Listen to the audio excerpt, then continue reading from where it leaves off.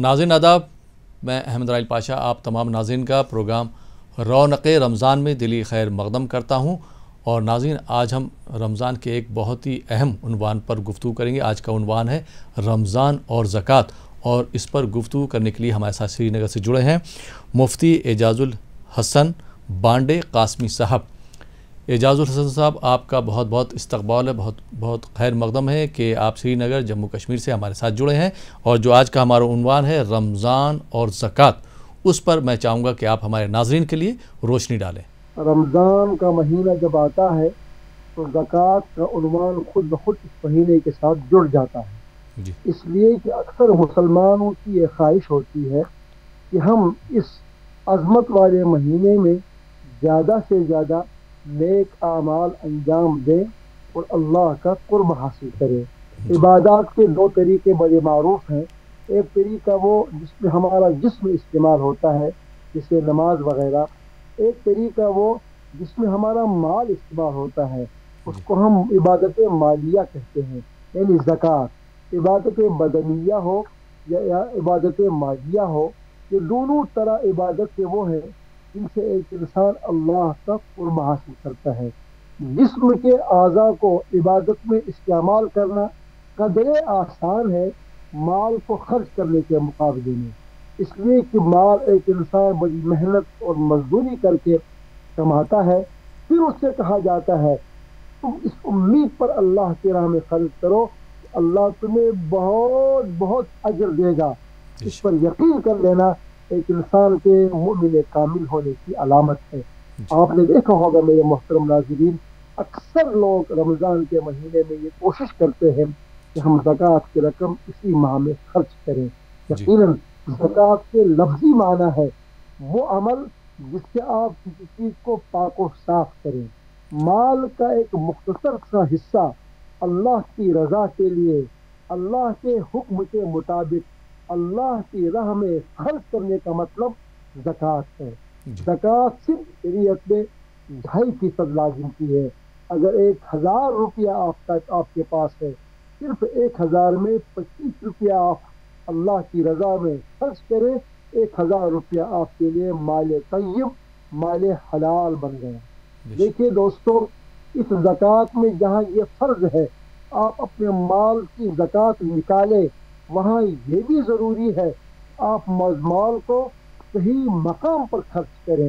بہت سارے لوگ مال تو خرچ کرتے ہیں لیکن صحیح مقام پر خرچ کرنے میں ان سے کوتاہیاں ہو جاتی ہیں۔ ہمیں یہ بہت افسوس کے ساتھ کہنا پڑتا ہے کہ مسلمانوں کا ایک بڑا طبقہ رمضان کے مہینے میں زکوٰۃ کو وصول کرنے کے عنوان سے زبردستی فقیری کا لباس پہن لیتا ہے۔ کچھ پروفیشنل فقیر بھی مارکیٹ میں آ جاتے ہیں زکوٰۃ کو وصول کرنے کے لیے۔ تو زکوٰۃ دہندہ لوگوں پر یہ لازم ہے، جہاں وہ زکوٰۃ دینا فرض ہے ان پر، وہاں وہ صحیح جگہ پر دے، یہ بھی ان پر فرض ہے۔ زکوٰۃ بہت ہی اہم فریضہ ہے، اس معاملے میں مسلمان کوتاہی کے شکار ہیں۔ نماز تو پڑھ لیتے ہیں، روزہ رکھ لیتے ہیں، لیکن زکوٰۃ کا معاملہ جب آتا ہے تو ذرا کھجانے لگ جاتے ہیں، سر اب ہمیں مال بھی دینا ہے اللہ کی راہ میں۔ دوستو، زکوٰۃ اہم فرض ہے۔ قرآن کریم میں جہاں جہاں نماز کا حکم ہے، ساتھ میں اللہ کی راہ میں اپنے مال کی زکوٰۃ نکالنے کا بھی حکم ہے۔ نمبر 1۔ نمبر 2، بعض فقہا نے لکھا ہے تقریباً 81 مقامات پر پورے قرآن میں زکوٰۃ نکالنے کا حکم دیا گیا ہے۔ نمبر 3، زکوٰۃ کہاں پر خرچ کریں؟ قرآن کریم نے اس کے لیے مستقل ایک عنوان خود ہی اختیار کیا ہے، انما الصدقات للفقراء والمساکین والعاملین علیہا والمؤلفۃ قلوبہم وفی الرقاب والغارمین وفی سبیل اللہ وابن السبیل۔